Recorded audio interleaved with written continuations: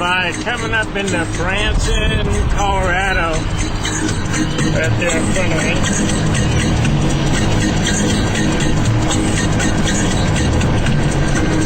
Which is just north of New Mexico border.